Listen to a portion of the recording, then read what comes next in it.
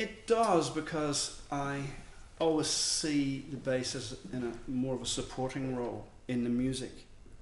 Like, I always had one thing that I lived by, if you like, an adage or something, that if you can hear the bass too much, if the bass draws too much attention to itself in a song, I've probably blown it, because I'm not serving the song.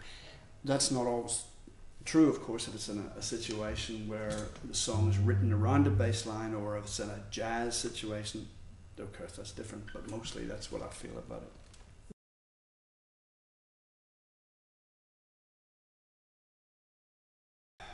There have been a couple. I've had a few different careers in a way through my career. A big thing was actually recording the Only Human album. Put me on the bass on the map as a bass player.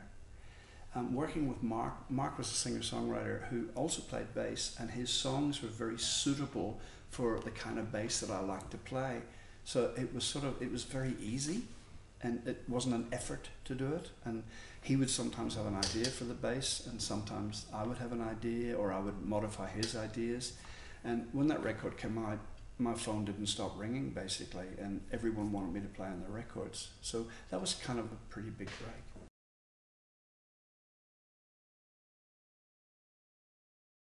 I really like Willie Weeks. You know, Willie played with George Harrison. He played with Donny Hathaway, and especially on that album, Live at the Troubadour.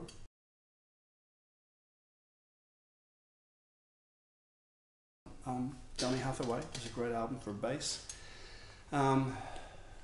Astral Weeks, Van Morrison, really introduced me to bass from a bass player called Richard Davis. It was an upright bass, but it's just the way he played it was so lyrical.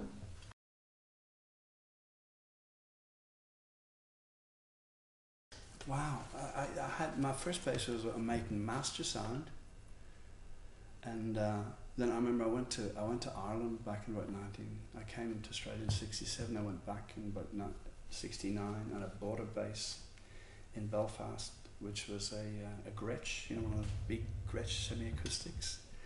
And that was a great, somebody actually, I think Tim Partridge in Tobart still has that bass. A few different bass players have had it.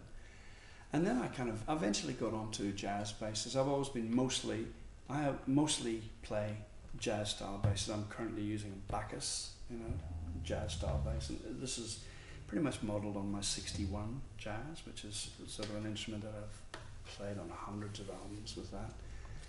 And I have the occasional affair with a precision bass. I've tried different basses. I had a Steinberger for a while. I had a few Warwick basses for a while, but I've always tended to come back to this style of bass.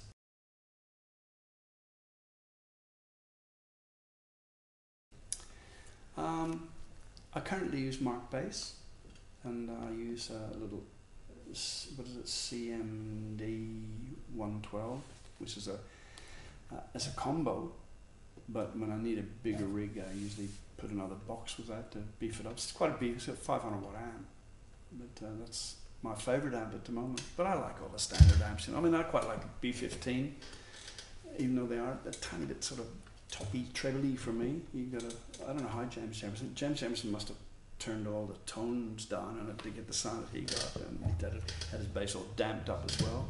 But the amp peg are pretty good. I like SVT, you know, that's a pretty good amp.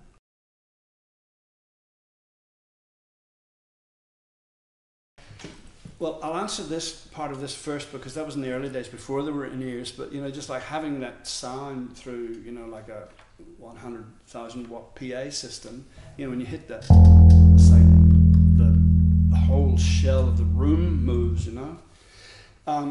In later years then we came to use in-ear monitoring, which is fraught with some difficulty, I have to say, you know, because it's like you go from a big ambient sound and be able to talk like this on stage to a totally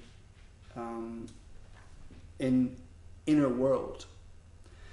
And I mean, when we worked in the round with Farnham, you couldn't have anything. There was no fallback, nothing. So everything was in the ears. Everything was coming out of packs. So I had a mic here, and a pack for that. I had my guitar pack for that. Then I had a pack for my ears.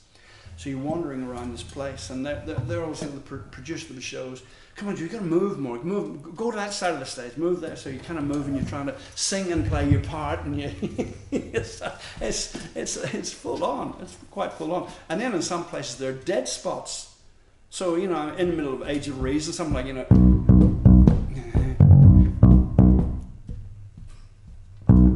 everything just drops out for a couple of seconds, and you're just like, oh my God, coming again. So that's a bit hairy sometimes.